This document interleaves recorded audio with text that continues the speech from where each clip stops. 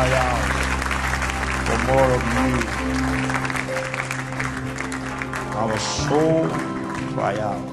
Nos âmes soupirent pour plus de toi. Oui.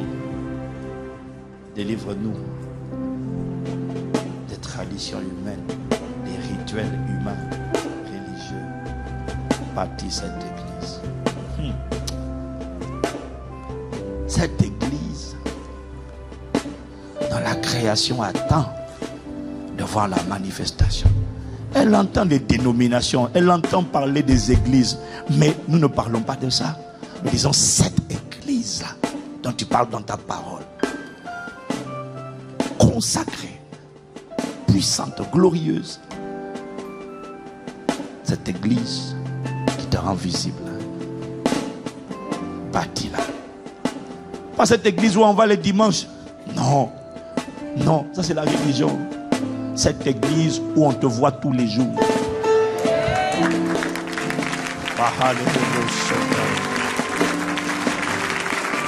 T'implorons, te supplions, bâtis l'église.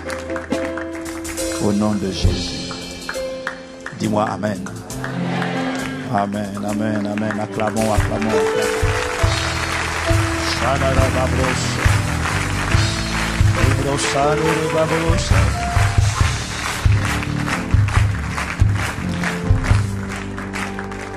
Alléluia. Avant que tu ne t'assieds, je veux d'abord dire merci à Dieu, rendre grâce à Dieu et d'abord je veux encourager toutes les personnes qui sont sur tout le site, exprimer notre solidarité. On est ensemble et ne laissez pas l'environnement dans lequel vous êtes influencer votre manière de recevoir la parole. Voilà pourquoi Jésus dit l'heure vient, elle est déjà venue où les vrais adorateurs n'adoreront pas le Père dans un auditorium. Ils adoreront le Père en esprit et en vérité. Dehors, tu peux être connecté à Dieu et recevoir la visitation de Dieu plus que quelqu'un qui est ici dans la salle ou dans les autres salles.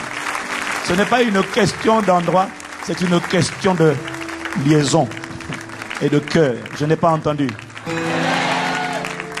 Bienvenue à Famille Impact Centre Chrétien. Vous qui êtes avec nous en communion chaque dimanche sur Internet, nous sommes contents d'être avec vous en communion, en connexion. Et nous savons que vous êtes plus nombreux à l'extérieur qu'à l'intérieur. Mais nous demandons quand même que vous veniez à l'intérieur aussi. Et je tiens à dire aussi, il y a des places au premier culte et au troisième culte. Saturons tous les cultes au nom de Jésus. Il n'y a rien de mieux que le live. On bénit Dieu pour la possibilité d'être une plateforme. Et la vérité, c'est qu'il y a tellement de monde qui sont connectés de toutes les quatre coins du globe, le peuple francophone. Bientôt, les anglophones, on l'a dit, seront aussi connectés parce qu'ils pourront écouter. Amen. Voilà. Nous rendons grâce à Dieu. Et nous ne prenons rien comme acquis. Et nous célébrons le Saint-Esprit, l'Esprit de Jésus pour son œuvre merveilleuse au milieu de nous. Et quand je pense que ce n'est que le commencement. Moi, je ne sais pas si toi, tu as fini déjà. Nous, on fait que commencer l'église. Je ne sais pas ce que j'ai fait les années précédentes, mais au fil des années, la soif augmente, la ferveur augmente, la hardiesse augmente, la détermination augmente, l'esprit de conquête augmente. On ne fait que commencer. Et nous allons de gloire en gloire. Voilà pourquoi je tiens à rendre grâce à Dieu. Nous tenons à rendre grâce à Dieu pour notre semaine de rentrée spirituelle. La semaine magnifique qu'on a eue. C'était une... Je ne sais pas qui était là vendredi, mais en tout cas pas qui était là, mais qui était connecté. Qui était connecté parce que mon gars, il fallait être connecté. C'était simplement extraordinaire. Il fallait être connecté. Si tu étais là, dis Amen. Wow, j'étais impressionné le vendredi parce que avant de commencer la prière, je me sentais tellement vide. C'est impressionnant. J'ai dit au Saint-Esprit, est-ce qu'il est possible d'arriver à un stade où je sais à l'avance tout ce que tu vas faire, je suis à l'aise, je maîtrise, je gère, je fonctionne comme on dit dans certains pays. Ah ben non, la vérité c'est que chaque jour c'est une dépendance de tous les instants. Et vendredi je suis arrivé, je ne savais même pas comment on allait prier. J'ai dit Seigneur, moi tu m'as mis à cœur d'inviter les élèves, les écoliers, les étudiants, mais qu'est-ce qu'on va faire? Je n'en sais rien. Et j'avais aucune réponse, c'était le silence total. On va prier comment? Silence total. Je ne sais même pas de quoi on va prier, comment on va prier, je n'en sais rien, mais vraiment rien. J'ai dit Saint-Esprit, aie pitié de nous Seigneur, aie pitié. Et dans mon bureau, avant de descendre, j'entends seulement « Nous élevons nos mains vers toi ». J'ai dit, mais alors, je me suis dit, mais ok, ça c'est bien, mais est-ce que nous élevons? Ok, on va commencer avec ça parce que je commence toujours avec, quand j'entends, je répète, je n'invente pas, je répète. Là, j'ai dit, mais Seigneur, nous élevons nos mains vers toi. Et je me suis rendu compte qu'avec ce chant, on a quasiment fait 1h30 à 2 heures. Je me suis dit, wow. Le Saint-Esprit est trop fort. Vraiment, je vais acclamer la présence de Dieu et rendre gloire à Dieu. Rendre gloire à Dieu, rendre gloire à Dieu.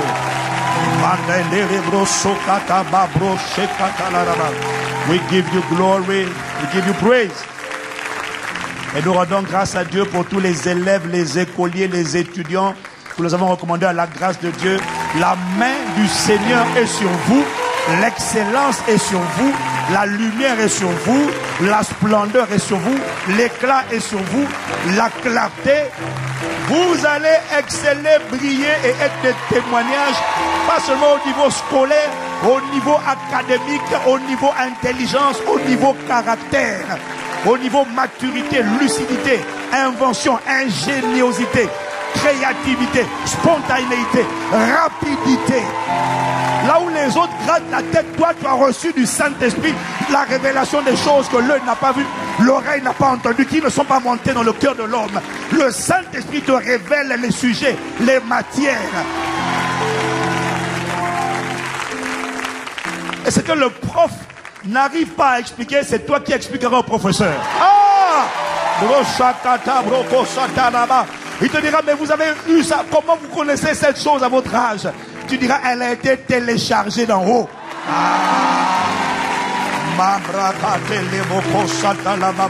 Je ne suis pas en train de t'encourager, je suis en train de prophétiser.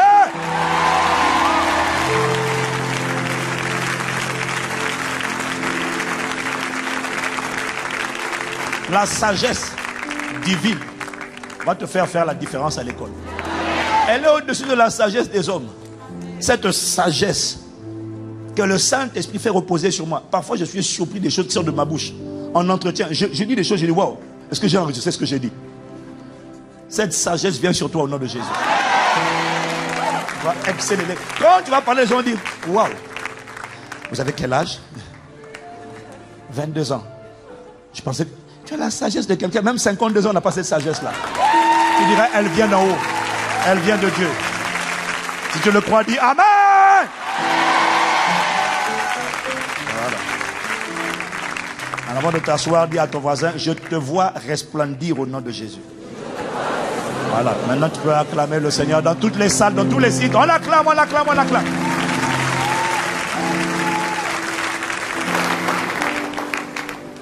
Oh, quelqu'un me dit gloire à Dieu.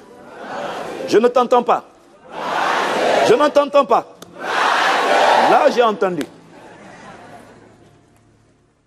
Dis encore Amen. Voilà. Il faut qu'on t'entende. Il faut que dans les salles annexes, ils entendent que ceux qui sont dans l'auditorium respectent l'auditorium. Il ne faut pas qu'ils crient plus fort que toi et moi ici. Amen. Nous sommes toujours dans le prolongement de notre enseignement sur le mystère des autels.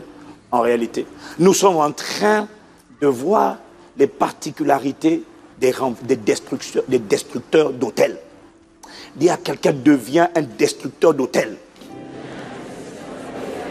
Et nous avons dit, nous sommes en train de parler nous avons commencé à parler encore, nous sommes revenus sur l'importance, pourquoi il est important, indispensable, capital, vital, nécessaire de ne pas juste être un croyant né de nouveau, un Sunday believer qui va à l'église le dimanche, mais il est important d'entrer dans la dimension non plus de simples croyants, mais des véritables adorateurs.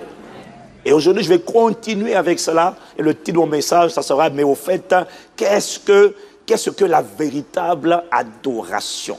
Qu'est-ce que la véritable adoration? Parce qu'il faut que Dieu nous délivre de l'ignorance et des idées préconçues concernant ce mot adoration. Il faut que le Seigneur nous délivre et nous emmène dans l'expérimentation de la véritable adoration. Pourquoi est-ce indispensable de devenir un véritable adorateur? Parce que la particularité des véritables adorateurs, c'est que ce sont ceux qui pratiquent la véritable adoration. 3, 4, 5. Amen. Merci. Dis encore Amen. Je ne vois pas pourquoi moi je crierais et toi tu serais cool en train de marcher ton chewing-gum. Non. La prédication, ce n'est pas ça, c'est la religion. La prédication véritable, ce n'est pas quelqu'un qui vient, qui se bat, transpire, crier et tout le monde est là, assis. Non, non, non. La prédication véritable, c'est le prédicateur prêche, le peuple répond et il y a interaction et le Saint-Esprit se déploie parce que la parole libérée est reçue. Et avec moi, véritable adorateur. Nous avons dit, Église, que les véritables adorateurs sont les seuls qui triomphent de la coalition tripartite composée de la chair, du monde et des démons, du diable. C'est une coalition. Les véritables adorateurs sont les seuls capables de triompher de cette coalition tripartite dans la mission ultime et d'empêcher à tout prix de rendre Dieu visible sur la terre.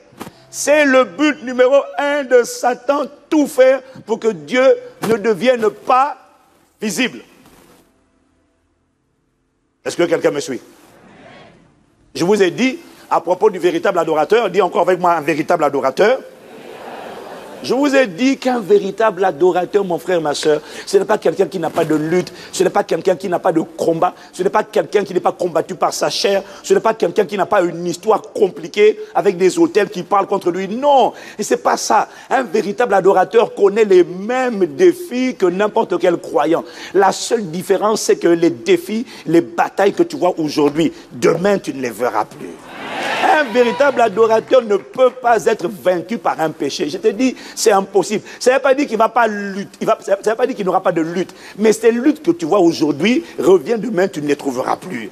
Parce que le véritable adorateur aura triomphé. Pourquoi? Parce qu'à cause de ses dispositions de cœur, Dieu agrée son cœur et Dieu déploie l'étendue de sa grâce pour le rendre capable de triompher de ce qui voulait le retenir, le lier et le bloquer. Dis avec moi, un véritable adorateur. Un véritable adorateur ne peut pas être enchaîné pendant longtemps. Il finira toujours par glorifier Dieu parce que son cœur est entièrement dévolu, attaché à Dieu. Il n'est pas parfait, mais il aime Dieu et il démontre son amour. On va voir ça plus tard, peut-être la semaine prochaine. Mais un véritable adorateur ne peut pas être lié. Je te vois complètement libéré de tout ce qui voulait te lier. Quelqu'un dit encore Amen. Voilà pourquoi je t'en supplie, mon frère, ma soeur, décide d'abord, parce que parfois, moi, j'ai un langage cru que les gens ne comprennent pas, ils pensent que je suis trop sévère. Oui, c'est vrai que je suis sévère, mais il faut être sévère parce que Dieu est sévère. Dieu est bon et sévère. Considérez donc la bonté, la sévérité de Dieu. Dieu est exigeant, rigoureux, sérieux. Dieu est sérieux. Dis Amen. Voilà pourquoi je te supplie de comprendre l'importance d'abord de devenir un véritable adorateur. Et le Saint-Esprit m'a rappelé qu'il faut d'abord, avant même de chercher la délivrance, plein de gens, je veux la délivrance, délivrez-moi, j'ai les démons. Maman, on sait, mon frère, on sait. On va s'occuper de ta délivrance, il n'y a pas de problème. Mais avant de s'occuper de ta délivrance, on veut d'abord t'emmener à être un véritable adorateur. Parce qu'un véritable adorateur a vaincu sa chair. Parce que tu n'as pas vaincu ta chair, il ne faut pas courir pour chasser les démons. Je ne le dirai jamais assez. Il faut d'abord que tu deviennes un véritable adorateur. Cherche d'abord à devenir un véritable adorateur avant la délivrance. Parce que si on te libère des démons, si on te libère d'une maladie, alors que tu n'es pas encore un véritable adorateur, qu'est-ce que tu vas faire quand le diable viendra rôder autour de toi et t'oppresser de nouveau avec les mêmes pensées d'hier? Qu'est-ce que tu feras s'il est sorti, mais que tu ne sais pas le garder dehors? Parce que quand il vient essayer de t'envelopper, tu brandis l'épée. Chou, chou, chou, dégage! Si tu n'as pas appris à faire ça. Voilà pourquoi le psalmiste dit, il exerce mes mains au combat. Ce sont les véritables adorateurs qui brandissent l'épée pour combattre. Les autres ne veulent pas combattre. Ils veulent seulement que tout soit simple, facile. Dès qu'on dit sors l'épée, ils disent j'y arrive pas, je ne me sens pas capable. Mais c'est parce que tu n'as pas encore atteint la dimension des véritables adorateurs. Les véritables adorateurs sont fortifiés par le Saint-Esprit et ils ne se laissent mettre esclaves par personne à l'exception du Saint-Esprit.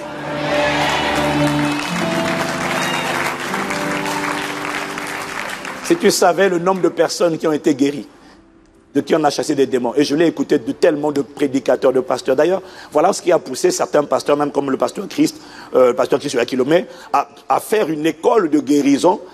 Et j'ai vu ça, j'ai écouté tout le monde en parler. Le nombre de personnes qu'ils ont vues, pour qui ils ont prié, qui ont été guéris, des démons ont été chassés. Et peu de temps après, les démons sont revenus, les maladies sont revenues. Pourquoi? Parce qu'on a chassé les démons, mais on n'a pas dit aux gens comment faire pour garder les démons dehors. Parce qu'on leur a pas appris à protéger les pensées. On leur a pas appris à crucifier cette chair avec ses passions et ses désirs. On leur a pas appris à fermer les portes, les accès. Et comme par hasard, c'est toujours les médias païens, inconvertis, athées, qui se délectent de ce genre d'histoire et qui vont maintenant prendre les caméras, zoomer sur les gens. Mais il paraît que vous aviez, parce que vous aviez publié publiquement, vous avez annoncé publiquement que vous avez été guéri à la télévision. Ils disent oui. Mais alors, comment ça va? Ben, ça ne va pas du tout. Mais qu'est-ce qui s'est passé? Ben, en fait, je n'avais pas été guéri. Et donc maintenant, on met en cause les paroles et les prédications, et les paroles de connaissance, les paroles prophétiques, et même les témoignages apportés par ces prédicateurs qui sont maintenant mis en défaut, parce qu'en fait, des gens ont reçu, mais ils ont fini par perdre. Mais tu ne perdras pas au nom de Jésus. J'ai dit, tu ne perdras pas au nom de Jésus. Voilà pourquoi quand on te dit, écoute, arrête de... Ça bouge encore à l'intérieur. Calme-toi. Deviens d'abord un véritable adorateur. Chauffe ton hôtel. Tu sais, il y a une dimension de feu où les démons ne supportent plus eux-mêmes de rester. Oh! Je répète. Tu as vu la gloire qui est descendue dans le temple de Salomon? Tu as vu la gloire qui est descendue? Il y a une dimension de puissance et de gloire. Quand elle vient, qui va rester là? Cherche ça. Une dimension de feu. Quand elle vient, même les petits démons qui restaient, seulement que tu te rends compte. Ils disaient, ça brûle, je m'en vais. Moi j'ai déjà vu ça. Tu vois la personne, le Saint-Esprit est là, tu entends quelqu'un qui attend de dire, je m'en vais, je peux plus. On n'est même pas en train de parler. Je n'en peux plus, je pars. Il dit ça. Ça veut dire que le feu est trop intense. Oh, le feu dépend du sacrifice. S'il est agréé ou s'il n'est pas agréé. Donc, arrête de courir. Ah non, reste calme. Accepte d'abord d'être enseigné, instruit sur comment on devient un véritable adorateur. Les démons qui t'ont oppressé, tu ne les verras plus au nom de Jésus. Donc, Église, il est important pour nous de comprendre que Satan fait tout pour que Dieu ne devienne pas visible sur la terre. Dieu est présent sur la terre, il est esprit. Mais Satan fait tout pour que Dieu n'apparaisse pas à travers une personne, à travers un peuple. Parce que quand Dieu apparaît, Dieu va manifester sa volonté sur la terre exactement comme elle est faite au ciel. Quand Dieu devient manifeste, il va commencer à travailler. Donc Satan ne peut pas que Dieu travaille. Parce que quand Dieu apparaît et qu'il travaille, la conséquence de ça, c'est qu'il détruit les jougs, il ôte les fardeaux, il va de lieu en lieu, il fait le bien et il libère tous ceux qui sont sous l'emprise du diable. C'est ça qu'il fait. Il guérit les cœurs brisés. Donc ça, il détruit les jougs, il ôte les fardeaux. Satan fait tout pour que Dieu n'apparaisse pas à travers toi, à travers moi. C'est ça qu'il redoute le plus. Satan ne redoute pas la religion. Il ne redoute pas la multiplication des églises. Il ne redoute pas les pasteurs. Il ne redoute pas la prolifération des pasteurs. Non, il faut comprendre. Satan n'est pas effrayé parce qu'il y a des pays, comme au Nigeria, il y a des pays où tu as une église toutes les 2 maisons. Mais est-ce que ça empêche Boko Haram de faire ce qu'il fait?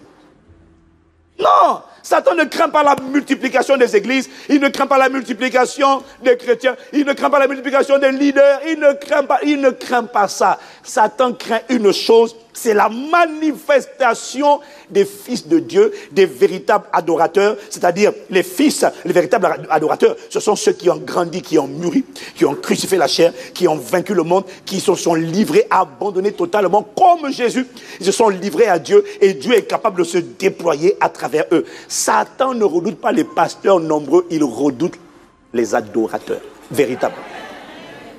Il redoute la manifestation des véritables adorateurs. Quelqu'un me dit amen?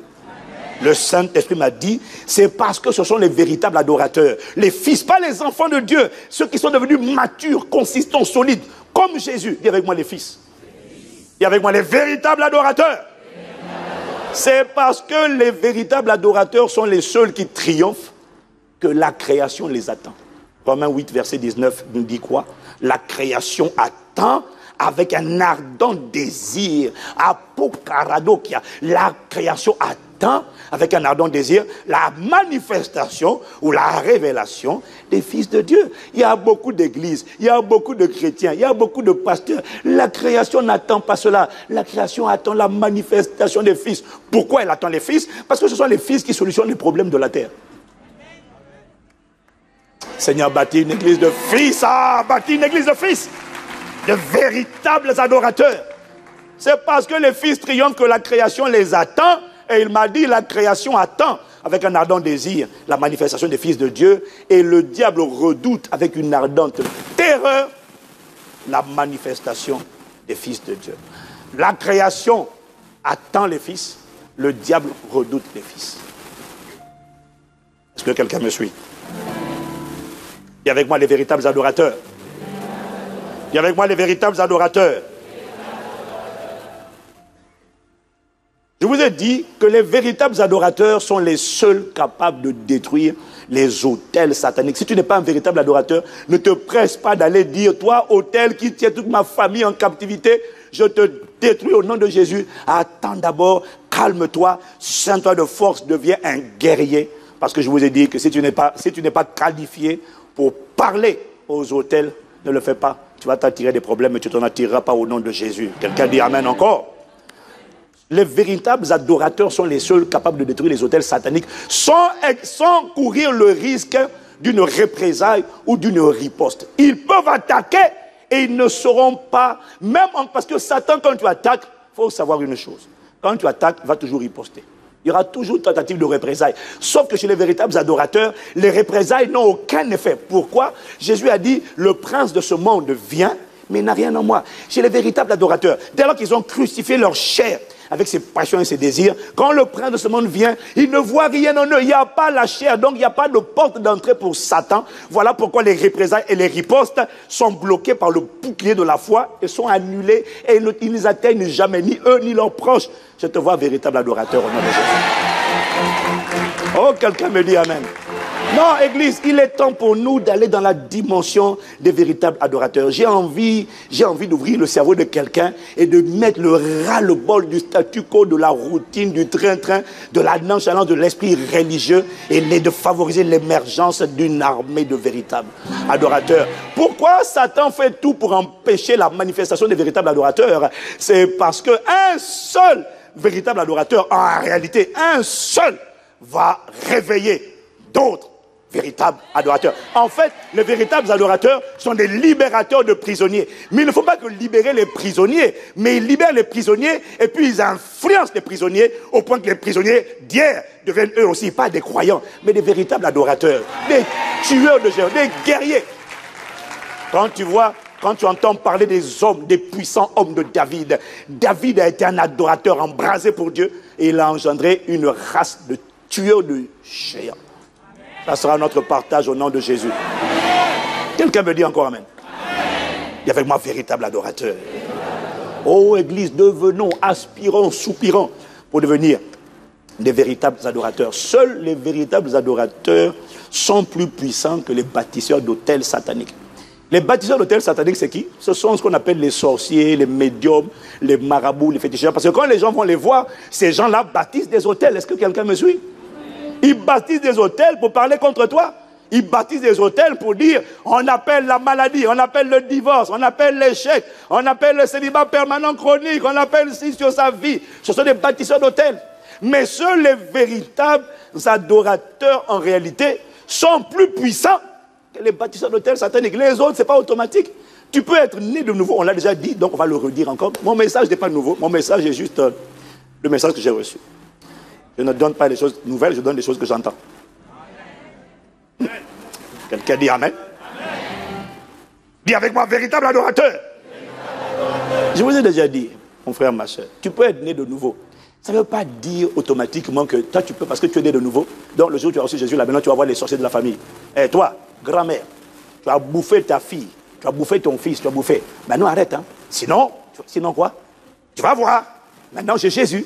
Et il est écrit dans la parole, celui qui est en moi, ce n'est plus moi qui vis, c'est Christ qui vit en moi. Ce n'est plus moi qui vis, c'est Christ qui vit en moi. Ce n'est plus moi qui vis, c'est Christ qui vit en moi. Tu as vu? J'ai chanté. Et d'ailleurs, grand-mère, grand-pape, Jésus-Christ est en moi. Et il est écrit dans la parole, celui qui est en moi est plus grand que celui qui est dans le monde. Attention, j'étais à l'œil.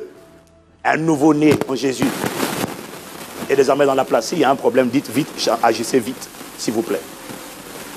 Quelqu'un me dit gloire à Dieu. Quelqu'un me dit gloire à Dieu. Donc, c'est pas parce que tu es né de nouveau, ce que tu dis là, celui qui est en moi est plus grand que celui qui... C'est vrai, mais ça c'est spirituellement établi. Mais ça c'est une vérité spirituelle, c'est assis, c'est établi. Mais maintenant il faut que ça devienne vrai dans le monde naturel. Quelqu'un dit amen. Parce que quand tu es en Christ, la vérité spirituelle établie, c'est que tu es aussi béni. C'est que tu es aussi guéri.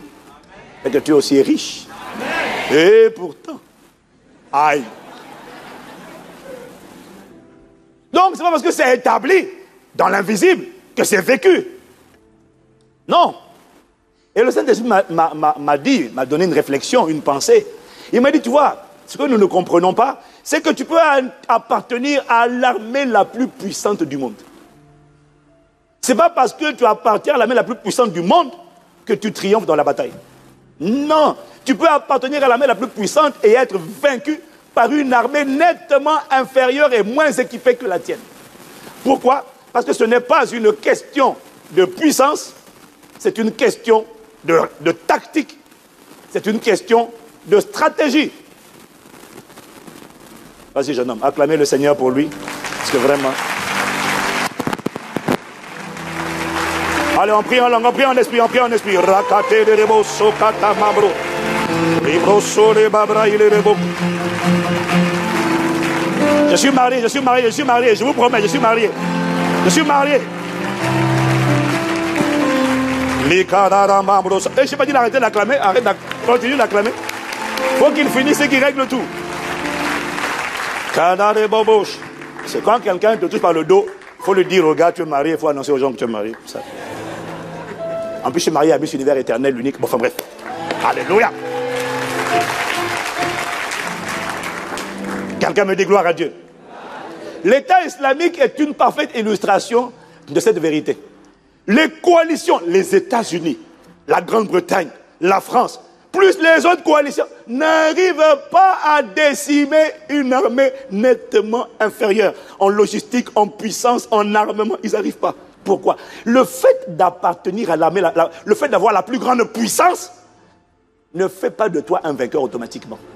Tout dépend des tactiques et des stratégies utilisées par les uns et les autres. Par exemple, tu peux être l'armée la plus puissante, mais si l'armée en question ne se ravitaille pas en nourriture et en munitions, même si elle a le plus puissant matériel, et que les autres en face, moins nombreux, ont les munitions et l'alimentation, mais ils font de vous une bouchée. C'est une question de tactique. Voilà pourquoi ce n'est pas une question, il ne faut pas juste arrêter à celui qui est en moi, est plus grand. Il faut, on l'a dit, chauffer à bloc l'autel. Il faut que l'autel de Dieu dans ta vie soit puissant. C'est ça qui caractérise le véritable adorateur. Quelqu'un me dit amen. Maintenant la question est, c'est quoi, pasteur Ivan, la véritable adoration que pratique le véritable adorateur? Demande à ton voisin, c'est quoi la véritable adoration? Qu'est-ce que c'est que la véritable adoration? La réponse à cette question, Jésus nous la donne dans Jean au chapitre 4, verset 20 jusqu'au verset 24. Jean chapitre 4, verset 20 au verset 24. La femme samaritaine. La femme, donc, ça c'est la conversation de la femme samaritaine et Jésus. La femme dit, nos pères ont adoré sur cette montagne. Et vous, vous dites, vous, que le lieu où il faut adorer, c'est à Jérusalem. Pour qu'une adoration soit agréée, vous les Juifs, vous dites qu'il faut obligatoirement monter dans le temple de Salomon et pas au temple Gérazim ici à Samarie. Il faut aller à Jérusalem. Et si on adore à Jérusalem, alors c'est là qu'il y a la véritable adoration. Femme, lui dit Jésus, crois-moi, l'heure vient, et où ça ne sera ni sur cette montagne, ni à Jérusalem, que vous adorerez le Père. Vous adorez ce que vous ne connaissez pas. Nous adorons ce que nous connaissons, car le salut vient des Juifs.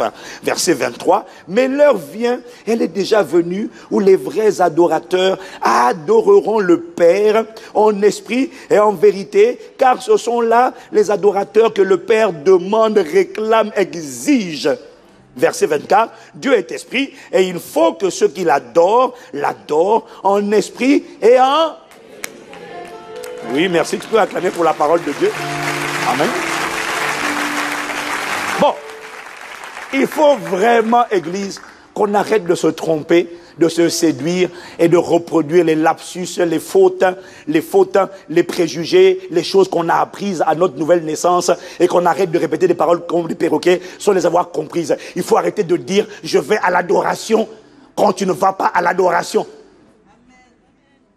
Parce qu'il faut comprendre que dans la Bible de Genèse à Apocalypse, il faut rappeler, Église, que chaque fois qu'on parle d'adorer, et d'ailleurs la première fois que Abraham, on parle d'adorer, quand Abraham a parlé, allons adorer, il parlait d'amener Isaac en sacrifice. Donc, il faut absolument faire asseoir une bonne fois pour toutes dans nos vies que dans l'adoration qui signifie proskuneo, mais c'est beaucoup plus que se prosterner. Ce n'est pas physique, c'est d'abord le cœur et l'esprit qui se prosternent devant Dieu, et quand on se prosterne, on amène toujours un sacrifice. Donc, derrière le mot adoration, il y a toujours la question, la notion d'offrande, de don, d'abondant et de sacrifice, parce que c'est le sacrifice qu'on apporte qui va déterminer la puissance de l'autel qu'on a bâti. Dis-moi amen. Donc, il faut vraiment arrêtez de dire oui, je vais adorer. Non, parce que la plupart des gens disent je vais adorer. Tu ne vas adorer personne. Tu vas, en tout cas pas Dieu. Donc tu vas comprendre pourquoi. Il faut arrêter de dire je vais adorer. Adorer, ce n'est pas chanter. Nous adorons. C'est vrai, chanter est une expression d'adoration. Quelqu'un me dit amen. J'ai dit quelqu'un me dit amen. Et le problème, c'est que si cette expression d'adoration n'est pas accompagnée par un cœur d'adorateur, cette chanson ne produit rien. Et Dieu dit, ce peuple m'honore des lèvres, mais son cœur est éloigné de moi. Adoration implique offrande, don, abondant, sacrifice. Amen. Maintenant la question, c'est qu'est-ce qu'on offre dans l'adoration? Qu'est-ce qu'on offre pendant qu'on adore? En fait, dans l'adoration, dis avec moi, adoration, on offre son corps, c'est-à-dire on offre les paroles de sa bouche. Lorsqu'on rend grâce, lorsqu'on célèbre, lorsqu'on célèbre le Seigneur pour ses bontés, pour ses bienfaits, pour sa fidélité. Je l'ai déjà dit, surtout quand ça fait mal, on est en train d'adorer. Et là, on adore plus seulement, on offre un sacrifice de louange. Quelqu'un me suit et dit Amen. On offre son corps, on offre ses mains, on offre ses genoux, en se prosternant. Adorer se fait avec son corps, adorer se fait également avec son cœur. On offre ce qui nous coûte, ce qui nous a coûté, ce qui est précieux à notre âme lorsqu'on l'offre à Dieu, c'est l'adoration. Et on offre également nos ressources, nos biens, nos richesses, nos capacités, notre potentiel. En fait, ce que j'essaie de te dire, c'est qu'il y a plusieurs manières d'adorer au-delà de chanter. Dans Hébreux chapitre 13, au verset 15 jusqu'au verset 17, il dit, par lui, offrant sans cesse par Christ, offrant sans cesse à Dieu un sacrifice de louange. Je l'ai déjà dit à la conférence, je le redis encore. Un sacrifice de louange. Dis avec moi un sacrifice de louange.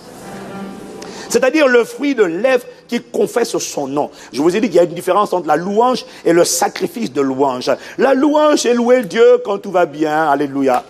Je me marie. Gloire à Dieu. C'est une bonne nouvelle. Oh yes.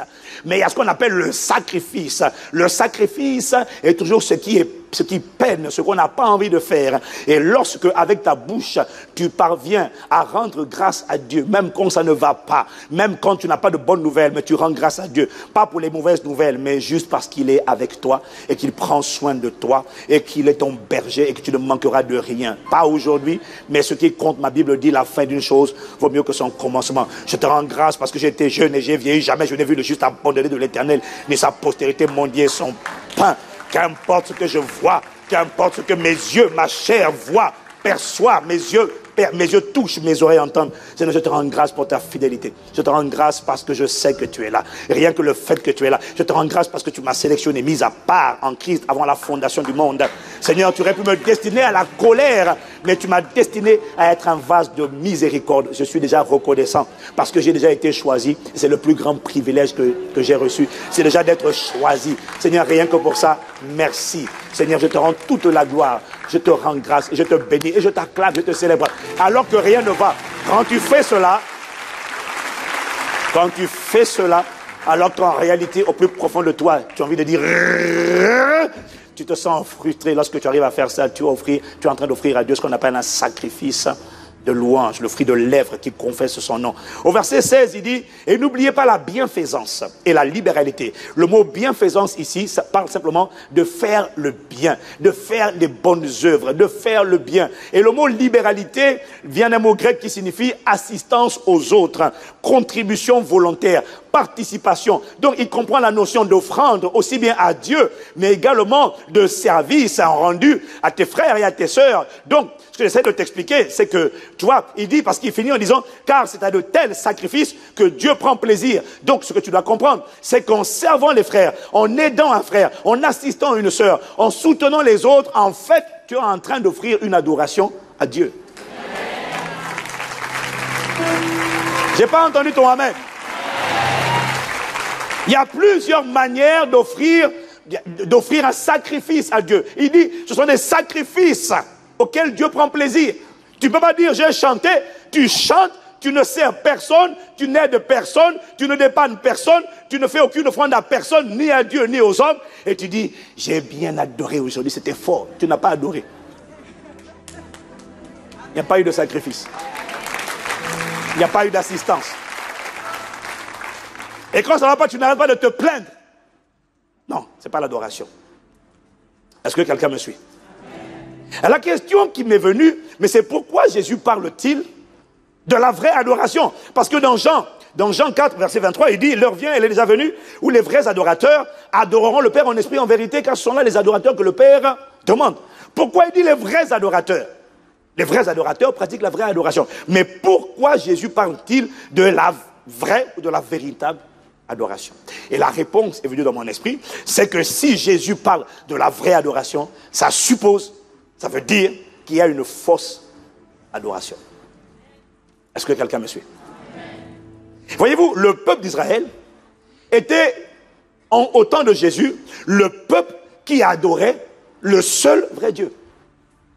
C'était Israël qui adorait le seul vrai Dieu. L'évangile n'était pas encore venu à nous. Ils adoraient le seul vrai Dieu, mais malgré le fait qu'ils adoraient le seul vrai Dieu, ce peuple était dans la défaite. Ce peuple était oppressé, il était asservi, esclave des Romains.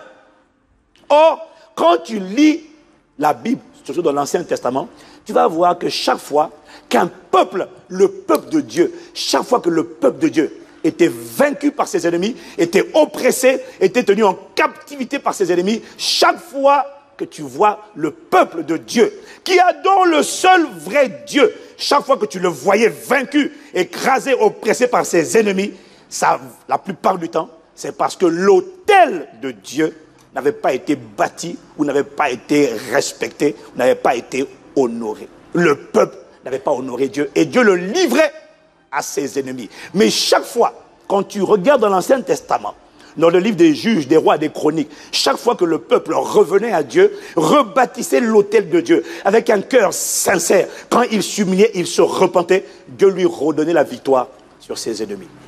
Est-ce que quelqu'un me suit? Est-ce que quelqu'un me suit? Donc, quand ils perdaient, quand ils étaient harcelés, étouffés, oppressés, il y a quelque chose qui n'allait pas. Quand ils perdaient et ils devenaient esclaves, il y a quelque chose qui n'allait pas. Comment peut-on invoquer le seul vrai Dieu, le Dieu le plus puissant? Parce que quand tu adores le seul vrai Dieu, quand tu bâtis un autel au seul vrai Dieu, normalement, si tu bâtis un autel en offrant des bons sacrifices, normalement, quand le feu de Dieu vient agréer le sacrifice, le Dieu tout-puissant rend ton autel tellement puissant que tu ne peux plus être vaincu par tes ennemis. C'est pour ça que chaque fois qu'il rétablissait l'autel de Dieu, ils triomphaient sur leurs ennemis.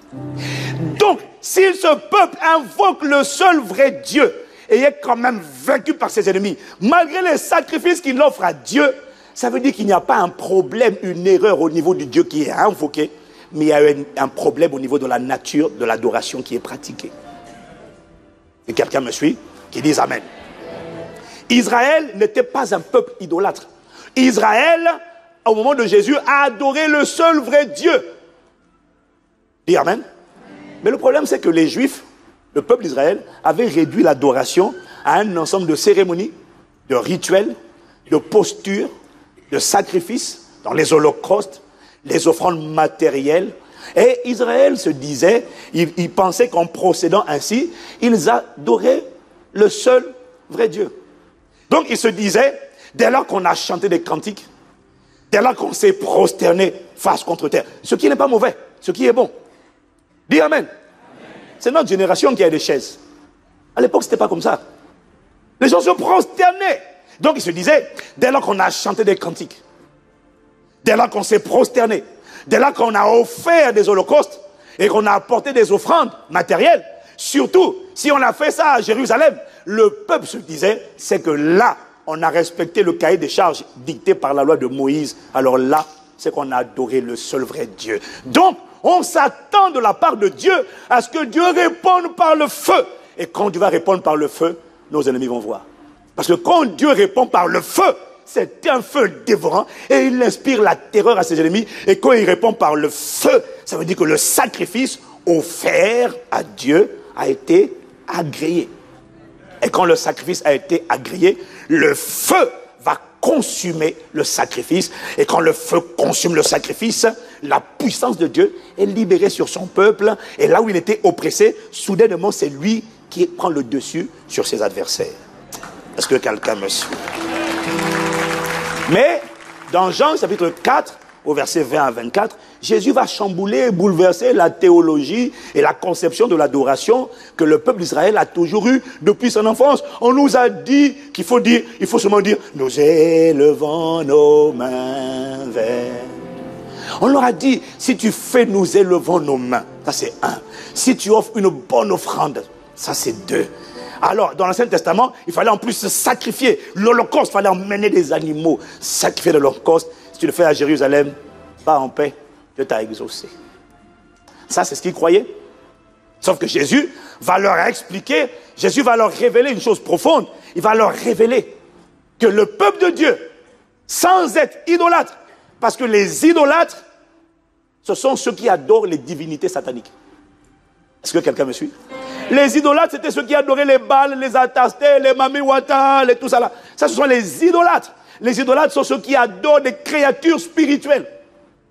Mais Jésus va leur révéler que tu peux être le peuple de Dieu qui n'adore pas les idoles, donc qui adore le vrai Dieu, mais qui est quand même un peuple de faux adorateurs. Je répète, Jésus va leur révéler que sans être idolâtre, on peut néanmoins être un faux adorateur. Est-ce que quelqu'un me suit? Et quand on est un faux adorateur, le problème c'est quoi? C'est qu'on met des offrandes, on donne sur terre, mais au ciel, le compte n'est pas crédité. On donne sur la terre, on donne à l'église, on offre à une sœur, on offre à un frère, mais au ciel, il n'y a pas de crédit à ton compte. Pourquoi? Pas parce que tu as offert au mauvais Dieu, tu as offert au bon Dieu, mais ça n'a pas été agréé. Pourquoi? Fausse adoration. Est-ce que quelqu'un me suit? Et c'est alors que Jésus leur dit, c'est pour ça que Jésus leur dit que le Père demande les véritables adorateurs, ceux qui adorent en esprit et en vérité. Ce sont ceux-là que le Père demande. Ce n'est pas une question de Jérusalem, ce n'est pas une question de chant. C'est la nature de l'adoration. Et Jésus révèle que la véritable adoration, c'est une adoration qui se fait en esprit et en vérité. Dis avec moi en esprit et en vérité. Alors, il commence d'abord en disant en esprit. En esprit, dans le texte grec que j'ai regardé pour toi, il y a deux mots. En esprit, il y a deux mots dedans. Il y a en et puis pneuma. Pneuma, c'est esprit. En, ça veut dire avec, par ou encore à travers. Ça, c'est la première chose. Ça, c'est en esprit. Le deuxième mot, c'est en vérité. Dis avec moi en vérité. Et le mot grec de en vérité, c'est aletheia. Ça signifie objectivement, certainement, sincèrement. En fait, quand tu lis le texte grec, il dit que le Père, Dieu est esprit, il faut que ceux qui l'adorent, l'adorent par, avec, à travers l'esprit. Mais en fait, le grec ne dit pas en vérité. Le grec dit et vérité. Ça veut dire, il faut que ceux qui adorent, adorent Dieu à travers, par leur esprit, mais de manière vraie, de manière objective, de manière sincère, de manière authentique, de manière pure. Dieu n'exige pas la perfection de l'adorateur. Dieu exige la sincérité, l'honnêteté, la pureté, un cœur irréprochable de l'adorateur. C'est ça qu'on appelle en vérité. Dis avec moi en vérité. Tu te rends compte? En fait, quand il m'a dit ça, ça m'a choqué. J'ai dit comment ça? Il me dit non, tu peux adorer le vrai Dieu. Donc tu n'es pas un idolâtre, mais il t'appelle faux adorateur. Ah! J'ai dit Seigneur, comment? Il dit les vrais sont ceux qui adorent en esprit et en vérité. Alors je vais voir avec vous pour le temps qui reste, en vérité. Avec moi, en vérité. Je dis mais Seigneur, cette parole est dure. On peut être un faux adorateur. Et je comprends ton silence, parce que ton silence est un silence méditatif. Je vois une personne qui commence à s'examiner elle-même. On peut adorer le vrai Dieu. Tu dois comprendre une chose. Si on adore le vrai Dieu, avec les vraies offrandes, les vrais sacrifices, les vrais dons, et que ces dons sont agréés par Dieu, c'est impossible que tu sois impuissant. C'est impossible que tu sois impotent. C'est impossible que tu sois vaincu, parce que en offrant les sacrifices, en fait, l'autel de Dieu dans ta vie est en train de devenir puissant. Et un autel puissant, je te l'ai dit la dernière fois, je ne sais pas si je te l'ai dit, un autel puissant détermine des exaucements puissants. Un autel puissant détermine une autorité puissante. Un autel puissant, c'est la clé. Parce que quand ton autel est puissante, ta voix devient puissante. Ce n'est plus question de corde vocale, c'est que quand tu parles, tu es écouté. Pourquoi? Parce que dans le monde spirituel, tu es un feu dévorant. Pourquoi? Parce que le feu de Dieu, de sa sainteté, t'a agréé. Donc quand tu te balades, c'est comme un feu qui est... Mais ils le reconnaissent. Tu deviens puissant. Et quand le feu vient, il brise les chaînes qui te retenaient.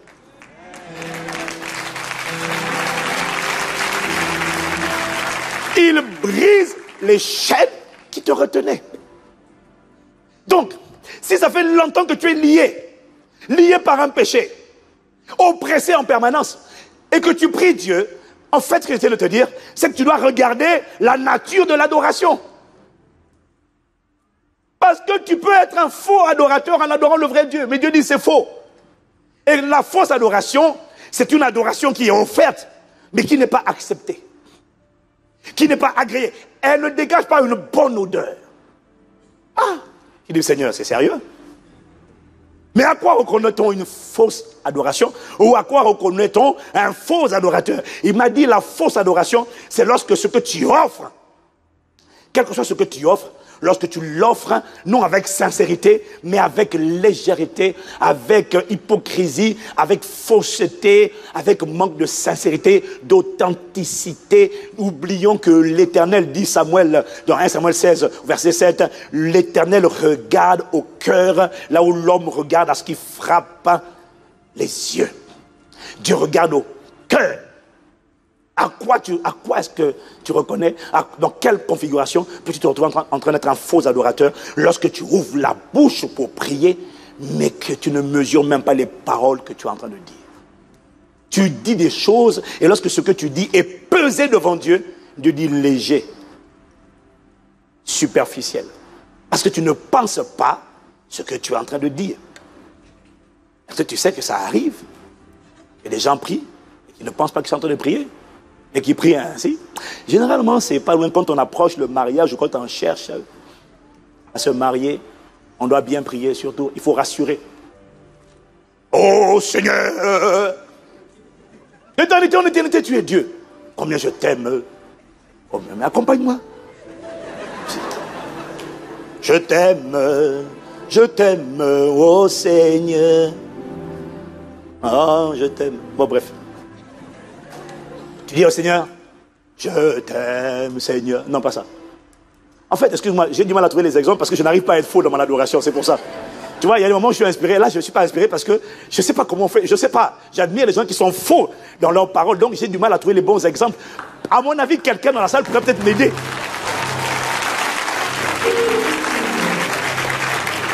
J'ai besoin d'aide. Y a-t-il quelqu'un qui peut m'aider à trouver, à donner des anecdotes de comment on peut dire des phrases qu'on ne pèse pas? Oh, Seigneur, ah, Jésus, je t'aime trop là. Oh, vraiment. La manière dont je t'aime là. Et quand tu vois les gens là, pasteur, j'aime trop Jésus. Hein. C'est normal? Mais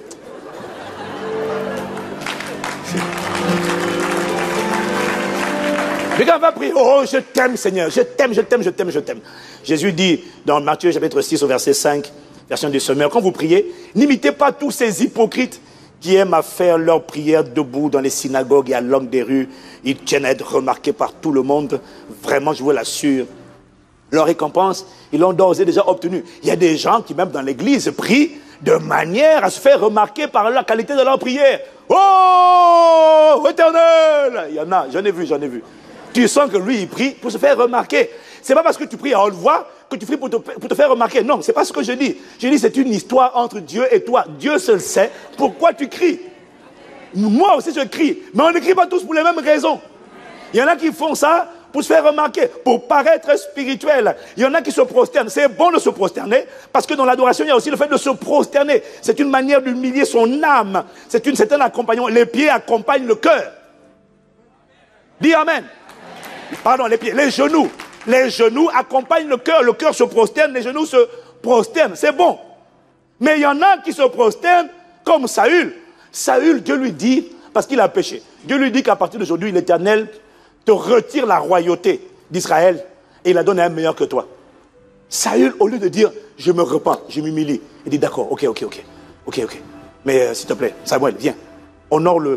Viens, on va adorer l'Éternel, ton Dieu. Et puis Saül vient, et puis se prosterne. Je me livre totalement. Tout ça pourquoi? Pour que le peuple d'Israël voit que leur roi est un faux adorateur. Mais le peuple ne sait pas. Le peuple ne sait pas si tu es vrai ou faux, parce que tout se passe dans le cœur. Le peuple n'en sait rien. C'est pour ça que tu n'en sais rien. Tu ne peux pas juger la sœur ou le frère à partir de ça. Hey, mon frère. Toi tu dis, pasteur, quand elle chante, waouh. Tu dis, frère. Frère, toi qui n'as pas connaître la vérité, reste calme. Hein? Ok, ferme la parenthèse. Il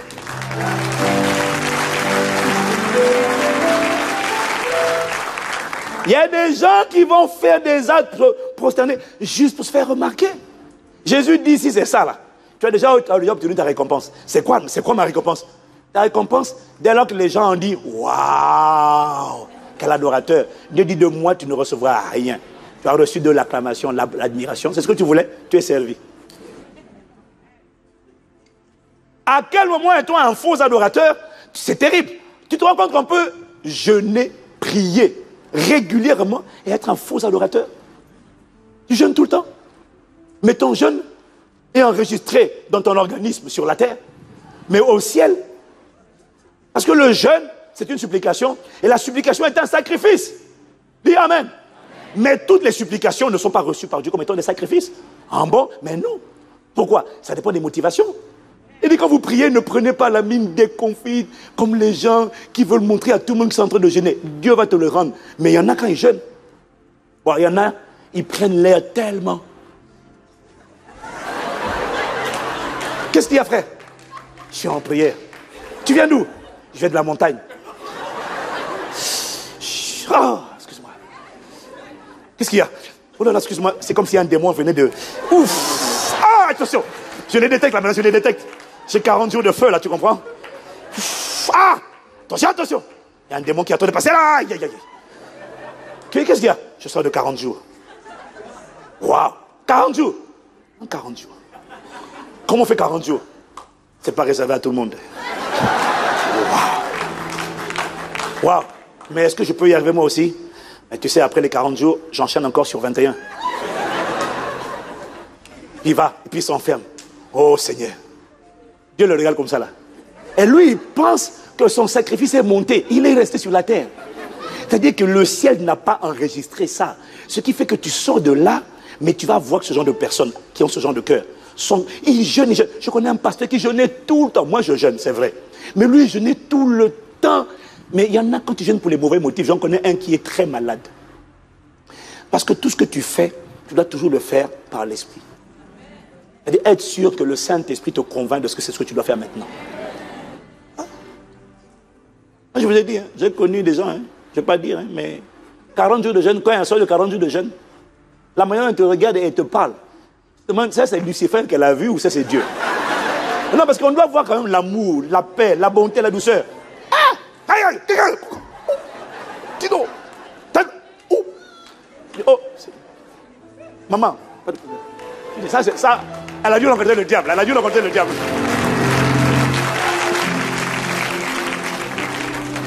À quel moment tu es un faux adorateur? Tu vas apporter une offrande. Il y en a, vous savez, qui apportent des offrandes, mais pour qu'il apporte une offrande importante, il faut qu'on fasse un appel public et qu'on demande aux gens de se lever. Il y en a, ils ne peuvent pas faire une offrande importante dans l'anonymat. Non, cette offrande-là, parce qu'il y avait les anciennes, et puis il y a l'eau avec gros O. Celle-là, pasteur, si je l'apporte, il faut que tu fasses l'appel. Donc on dit, on va apporter bâtisseur du royaume. Il y en a, non, il ne se lève pas. Il faut que tu dis qu'il va apporter 200 000 euros, viens devant. Il va se lever. Il n'attendait que ça. 500 000 euros. Et quand il est le seul, il se lève. Oh, le pasteur va dire, élevons la voix pour ses frères. Recocha. Mitraillez-le de vos prières. Et là, au-dedans de lui, c'est tout ce qu'il attendait. Il voulait être. Il y en a, ils veulent être vus. Ou alors, il y en a qui ne supportent pas les prières. Mais tu sais, la vérité pour l'offrande, c'est qu'il faut juste qu'elle quitte ta vie. C'est pas important. Non, je suis d'accord pour dire que parfois c'est bon qu'on prie pour toi. Dis Amen. Voilà. Mais la personne qui dit non, ok, je prie pour toi, d'accord. Mais il veut que l'on prie pour lui en public. Et s'il vous plaît, caméra. Zoomez. Jésus dit ainsi, lorsque tu donnes quelque chose aux pauvres, dans Matthieu 6, verset 2, ne le claironne pas, ne sonne pas la fanfare partout. Il dit ne le claironne pas partout. Ce sont les hypocrites qui agissent ainsi dans les synagogues et dans les rues pour que les autres chantent leurs louanges. Vraiment, je vous l'assure. Leur récompense, ils l'ont déjà reçue. Donc, tu pries le vrai Dieu. Tu fais l'offrande au bon Dieu. C'est le bon, c'est pas le mauvais. C'est le vrai, le seul vrai Dieu. Mais ton offrande n'est pas comptabilisée au ciel. Elle est comptabilisée, gloire à Jésus, à Impact Centre Chrétien. Nous les recevons, quel que soit le cœur avec lequel tu l'as fait. Écoute, non, nous on a un projet. Nous sommes les bâtisseurs du royaume. On prend tout, quelqu'un me dit Amen. Dis à ton voisin Amen quand même. Si tu veux, je peux même profiter sur toi en public. Roko sakato bailakata. Mais la vérité, si ton cœur est mauvais, le ciel ne va pas comptabiliser. Et quand le ciel ne comptabilise pas, le feu ne vient pas. Est-ce que quelqu'un me suit? À quoi reconnais-tu un faux adorateur? Alors, il y en a, c'est vrai, ils ont besoin qu'on les remarque. Il y en a, ils apportent des vraies offrandes, ils veulent qu'on les remarque. Mais moi, ce qui me choque le plus quand même, ce sont les gens que franchement, ils dansent devant Dieu. Parce que tu dois comprendre une chose, hein, danser peut être une expression d'adoration, à condition que la danse soit accompagnée par le cœur. Le sacrifice, qui s'offre lui-même. Dis Amen. Amen. Je marche avec puissance. J'accomplis des miracles. Je vis une vie de... Est-ce que tu as vu sur Internet, j'ai vu sur Internet, un gars faire l'offrande. Les églises qui mettent le panier devant ont des problèmes avec ce genre de gars. Je bénis Dieu pour notre sagesse, on fait passer. Comme ça, si tu danses dans la rangée. Mais il y en a. Il y a des églises où tu dois venir devant. Donc là, tu vois des gens. Il y a la queue, hein, mais il vient. Il avance, il recule. Il avance. Frère, il y a la queue. À lui tout seul, il va bloquer toutes les offrandes. Mais là encore, ça va. Il y en a les faces. Je danse avec puissance. J'accomplis des miracles. Alors ailleurs,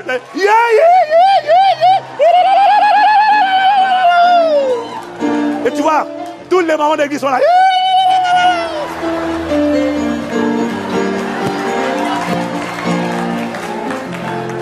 Tu as bloqué le panier des offrandes.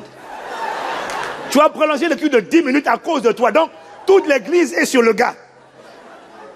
Et il pense que parce qu'il a dansé comme ça, Dieu a agréé. Attention, Dieu a agréé lorsque, en dansant, tu vois, la Bible dit celui qui porte la gerbe, celui qui a, psaume 125, je crois, celui qui sème avec l'âme, et puis après il dit, celui qui porte, viens, mets-moi le tour d'un faut que tu lises ça vite, celui qui,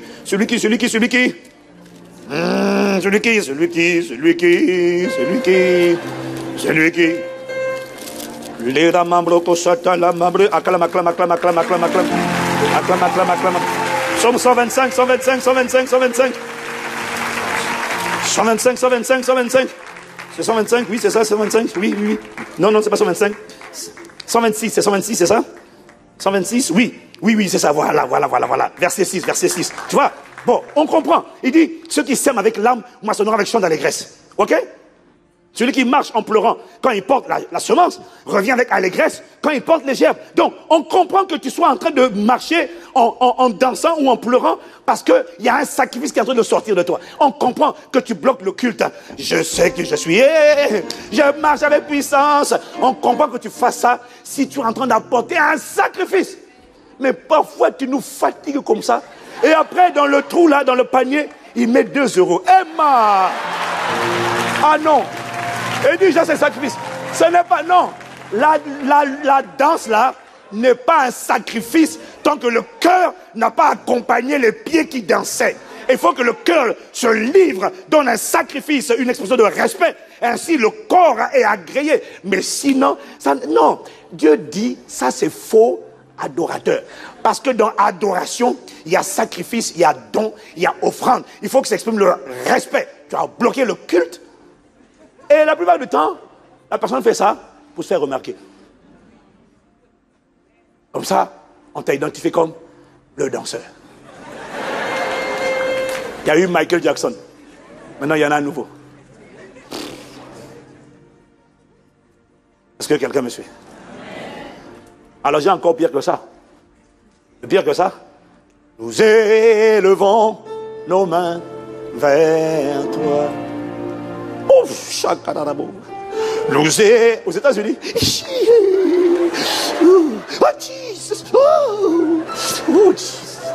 Nous élevons nos mains. Oh, nous élevons nos mains vers. Tu lèves les mains en signe d'abandon, mais tu n'as rien abandonné. En fait, même en venant à l'église, tu venais pour lever les mains, mais avant même de venir, tu savais que tu n'allais pas abandonner.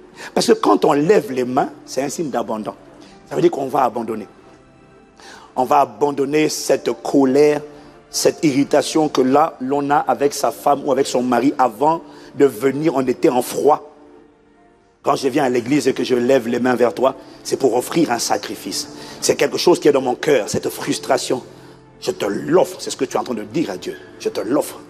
Cette froideur, cette impudicité, cette amertume, cette colère, cette jalousie, ce sentiment de rejet.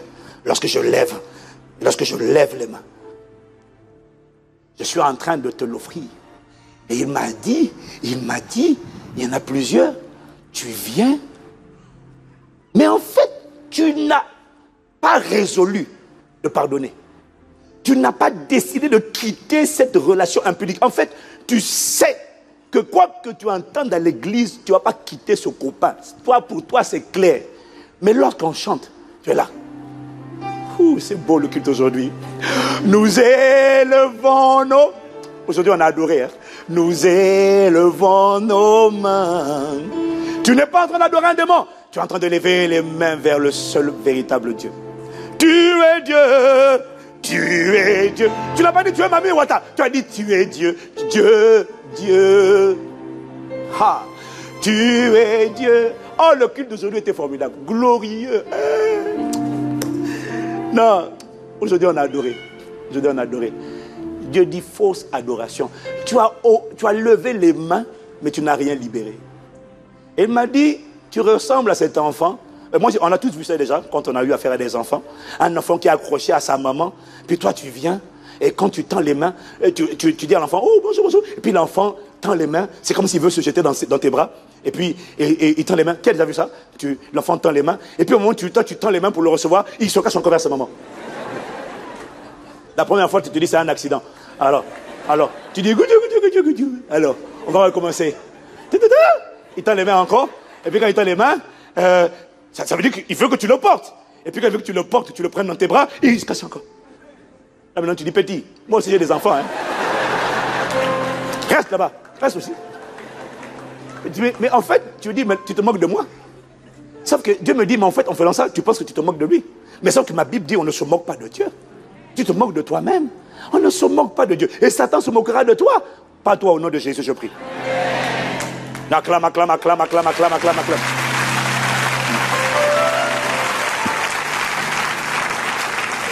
C'est terrible de lever les mains, de lui donner, alors que dans ton cœur, tu n'as rien donné. Tu es reparti de sa présence avec les mêmes choses dans ton cœur que tu avais apporté avec toi. La colère est là, l'amertume est là, l'impudicité est là. Et tu as bien chanté et tu dis j'ai adoré. Il m'a dit fausse adoration. Cette adoration qui provenait des lèvres n'est agréée de Dieu que si le cœur a lâché et que les mots ont accompagné.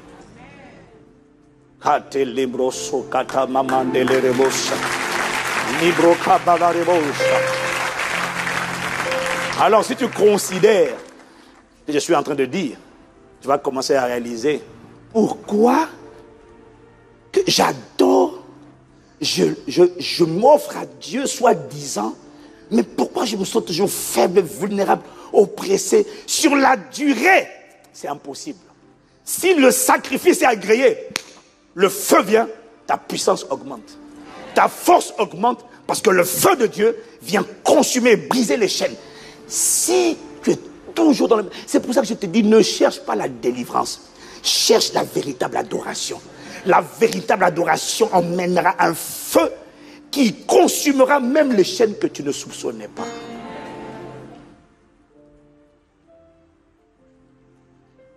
Il m'a dit, tu adores le seul vrai Dieu, mais de manière légère, de manière superficielle. Ce n'est pas sincère et ce n'est pas vrai. En fait, tu as été, ce que j'ai déjà dit plus d'une fois, tu te comportes comme un hypocrite. Je te rappelle, mon frère, ma soeur, que hypocrite, ce n'est pas une injure. C'est même plutôt la reconnaissance d'un talent. Parce que le mot hypocrite, oui, le mot hypocrite signifie comédien, acteur de théâtre. C'est ça, hypocrite. Joueur, acteur de théâtre, comédien. Jésus dit, c'est bien, tu as levé les mains. Les gens disent, oh, non, il aime Dieu. Hein. Tu vois comment il chante? Nous élevons nos mains. Et parfois, quand elle pense à la nostalgie de sa vie passée, quand elle pense comment la bonté de Dieu, quand même, c'est vrai, tu penses à la bonté de Dieu, mais il n'empêche que ce copain, jamais je laisse tomber. Nous élevons nos mains. Donc parfois, parce qu'il t'a blessé ou il t'a injurié ou parce que Dieu t'a consolé, tu as une petite larme aux yeux, et toi tu vois la sœur qui a la larme, tu dis, regarde, elle est sensible à Dieu. Ne juge pas sur les apparences. Il y a beaucoup d'acteurs et de comédiens au mètre carré.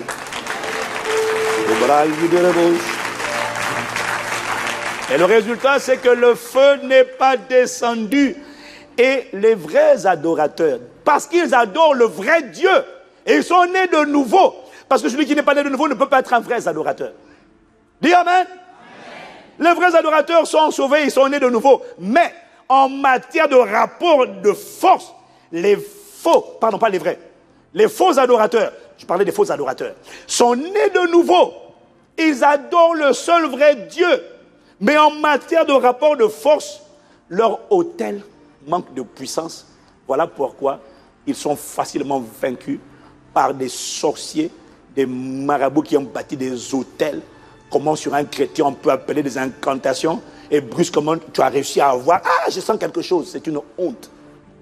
Pourquoi? Parce que ton autel n'est pas puissant. Comment peux-tu jouer la comédie en face d'un ennemi qui lui ne joue pas la comédie du tout et qui offre des sacrifices qui lui coûtent? Et toi, tu fais le théâtre. Lève les mains. À moi, Seigneur. Il dit, on ne se moque pas de lui.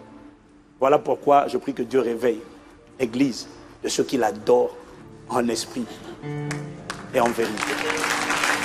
En vérité. Dieu est esprit. Dieu est esprit. Il faut que ceux qui l'adorent en esprit, Mambabadabo et en vérité. Librosa catalerebosa. Il faut que ceux qui l'adorent en esprit et en vérité. Dieu est esprit, Dieu est esprit, Dieu est esprit. Ah, il demande que ceux qui l'adorent, il demande que ceux qui l'adorent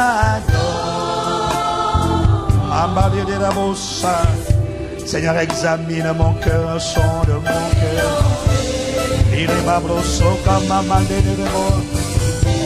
Il faut que ceux qui l'adorent ne se contentent pas de prier, qu'ils ne se contentent pas de prier le seul vrai Dieu, mais il faut qu'ils examinent la nature de leur cœur, la nature de leur offrande. Ce qui accompagne, quelle disposition de cœur accompagne l'offrande, accompagne l'action de grâce, accompagne la prière.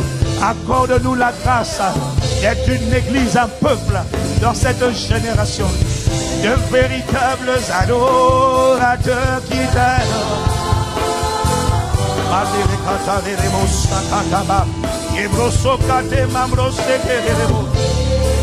Seigneur, sonde mon cœur, expose toute fausseté et que je t'aime. Expose la légèreté. Pardon pour la légèreté. Demande pardon pour la superficialité, pour l'hypocrisie, pour la comédie, pour l'acteur que tu as fait. Mais ma Bible dit, on ne se moque pas de Dieu. Ce qu'un homme aura semé, il le récoltera.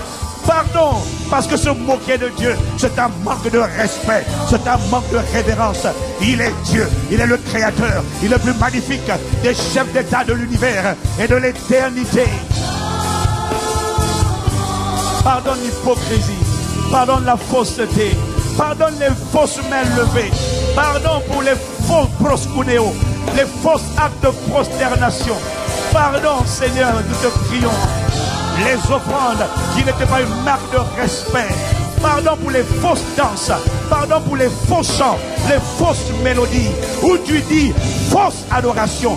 Adressée au bon Dieu, au véritable Dieu, mais avec le mauvais cœur. Parce que tu regardes au cœur. Tu ne regardes pas ce qui frappe le regard. Nous te demandons pardon et nous te supplions. Réveille, réveille. Réveille les véritables adorateurs qui t'adorent. Réveille l'église des véritables adorateurs qui t'adorent en esprit et qui sont sérieux, qui sont authentiques, qui sont purs, qui sont sérieux, qui sont sincères, qui sont mesurés, qui ne sont pas trouvés superficiels, légers, mais qui sont trouvés consistants. Qui est libre du mensonge, de la fausseté, de la tromperie, du désir d'impressionner, du désir d'émerveiller les hommes. Oh, nous t'implorons, ne nous laisse pas avoir une récompense qui provient des hommes et non de toi. Nous t'implorons, tu es le rémunérateur de ceux qui te cherchent. Accorde-nous la grâce de trouver le Dieu qui récompense et pas l'homme qui récompense. Accorde-nous la grâce d'être circoncis de cœur. Aide-moi à t'adorer.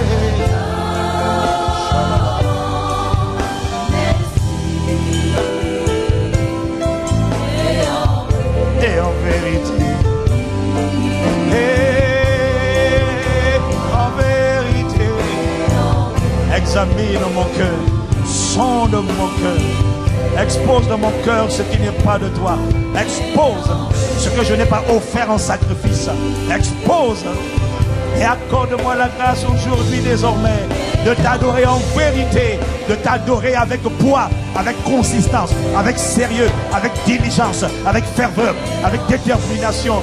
Seigneur, accorde-moi la grâce. Lorsque je serai mesuré, lorsque je serai pesé, que l'on ne dise pas léger, superficiel, que l'on dise consistant, solide, agréé, approuvé de Dieu. Envoyez le feu sur le sacrifice. Envoyez le feu pour réchauffer l'autel. Envoyez le feu pour augmenter sa puissance. Envoyez le feu pour augmenter son autorité.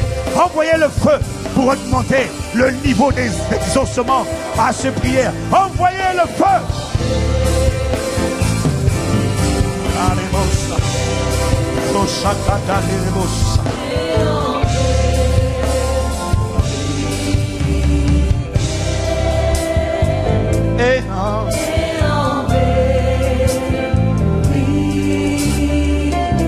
Retiens bien cette phrase. Le Seigneur n'attend pas de toi que tu sois parfait. Le Seigneur n'attend pas de toi que tu l'épates. Le Seigneur n'attend pas de toi que tu l'émerveilles. Tu ne pourras jamais épater, impressionner, émerveiller Dieu. Tu ne pourras jamais. Le Seigneur attend de toi que tu sois sincère, que tu mesures, que tu sois intègre, que tu sois honnête, et que tu ne donnes pas le sentiment que tu te moques de lui. Tu ne le prennes pas à la légère. Parce que se moquer, c'est banaliser. Se moquer, c'est prendre à la légère. Se moquer, c'est prendre pour acquis. Ne dis pas des paroles que tu ne mesures pas. Ne dis pas des paroles qui ne sont pas encore vérité, qui ne sont pas encore assises en toi. Ne dis pas je t'aime trop. Dis accorde-moi la grâce de t'aimer. Ne dis pas je crois trop en toi. Dis accorde-moi la grâce de croire. Ne me laisse pas incrédule, je t'en supplie. Fortifie ma foi. Dis-lui ce qui est à la hauteur et en harmonie avec ce qu'il y a en toi aujourd'hui. Que tu sois trouvé consistant et pas léger. Que tu sois trouvé solide et pas superficiel. Que tu sois trouvé agréé, approuvé et non rejeté. Que tu sois trouvé qualifié et non disqualifié. Que tu sois trouvé adorateur en vérité et non plus en fausseté, en hypocrisie. Réveille ce peuple. Pourquoi? Parce qu'il y a des victoires à remporter. Il y a une chair à crucifier. Il y a le monde à vaincre. Il y a des démons, des autels sataniques à détruire. Il y a des prisonniers dans nos familles, dans nos vies, dans nos foyers, dans nos villes à libérer. Là où en face, l'ennemi se renforce avec du sérieux. Ne nous laisse pas venir devant l'ennemi avec des têtes de clowns et de comédiens, des acteurs de théâtre, alors que cette guerre n'est pas une fiction. C'est une guerre sérieuse qui fait des morts, qui détruit les vies, qui cause des maladies, qui décime les familles, les foyers, les maisons. Ce n'est pas un lieu pour les comédiens, c'est un lieu pour les authentiques adorateurs. Alors réveille la race, la génération des véritables adorateurs. Merci de ce que tu entends. Merci de ce que tu agrées ce genre de prière. Merci de ce que tu réponds. Nous croyons que ta capacité nous rendra capables de marcher dans la dimension des véritables adorateurs. Ceux qui t'adorent en esprit et en vérité. Instruis-nous sur ces choses. Rappelle-nous ces choses. Ne nous laisse pas continuer de nous tromper par des faux raisonnements. Ça, ce sont les comédiens, les acteurs de théâtre qui font ça. Non, la vie n'est pas un théâtre, c'est une guerre. Il y a une guerre des autels. Tu ne peux pas aller avec un habit de clown. Tu dois aller avec l'armure du Dieu vivant. Ouvre les yeux de nos cœurs. Délivre-nous de la plaisanterie. Et accorde-nous la grâce d'être trouvés sérieux, rigoureux, consistants, diligents. Au nom de Jésus. Merci. Amen.